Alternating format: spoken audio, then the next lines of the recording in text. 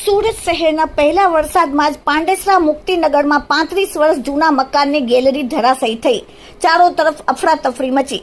Fire બ્રિગેડે દિલ ધડક rescue કરીને ફસાયેલ મહિલાને બહાર કાઢી. સુરતમાં ચોમાસાની શરૂઆત થતાં જર્જરિત અને જોખમી બાંધકામો ધરાશયી થવાની ઘટના સામે આવી.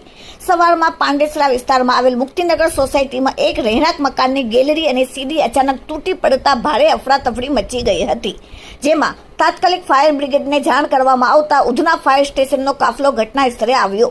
પ્રથમ માળે ફસાયેલી મહિલાનું સફળ રેસ્ક્યુ ઓપરેશન હાથ ધરવામાં આવ્યું. પાંડેસરા મુક્તિનગર ખાતે આવેલી ગલી નંબર 3માં પ્લોટ નંબર 68ના મકાનમાં આ અકસ્માત સર્જાયો હતો. આ મકાનની માલિકી તિલકરાજ દુબેની હોવાનું જાણવા મળ્યું છે. આજે સવારે આશરે 10:25 વાગે મકાનના પહેલા માળાની ગેલેરી અને દાદર અચાનક તૂટી પડ્યું હતું. ગેલેરી અને સીડી તૂટી પડવાને કારણે નીચે ઉતરવાનો રસ્તો બંધ થઈ ગયો, જેથી પહેલા માળે રહેલ 32 વર્ષીય ભાડૂત ચૌધરી સતીશ ચોરે મકાનની અંદર જ ફસાઈ ગયા હતા. ઘટનાની જાણ થતાં ઉધના ફાયર સ્ટેશનનો કાફલો ઘટના સ્થળે દોડી આવ્યો. ફાયર સ્ટેશનની ટીમ ઘટના સ્થળે તરત જ દોડી આવી અને ભારે જહેમત બાદ 32 વર્ષીય ચાંદની સતીશ ચોડેની સહી સલામત રીતે રેસ્ક્યુ કરી બહાર કાઢ્યું. આ સમગ્ર ઘટનામાં કોઈ પણ પ્રકારની જાનહાનિ કે ઈજા થઈ નથી, જેથી સ્થાનિક લોકોને તંત્રએ રાહતનો શ્વાસ લીધો. ઘટનાની ગંભીરતાને જોતા સુરત મહાનગરપાલિકાના ઉધના ઝોન એના શહેરી વિકાસ વિભાગના જુનિયર એન્જિનિયર રાહુલ પટેલે તાત્કાલિક સ્થળ પર દોડી આવ્યા.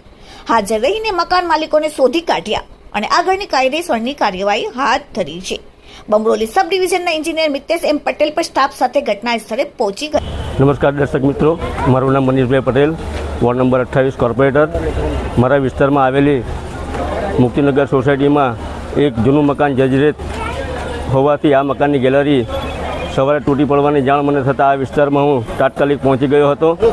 આ વિસ્તારનું નિરીક્ષણ કરતાં આ ગેલેરી તૂટતા કોઈપણ જાતની જાનહાનિ થઈ નથી અને આ વિસ્તારમાં કોર્પોરેશનની ટીમને તાત્કાલિક બોલાવી આગળની કાર્યવાહી હાથ ધરી છે અને એની કામગીરી ચાલુ છે.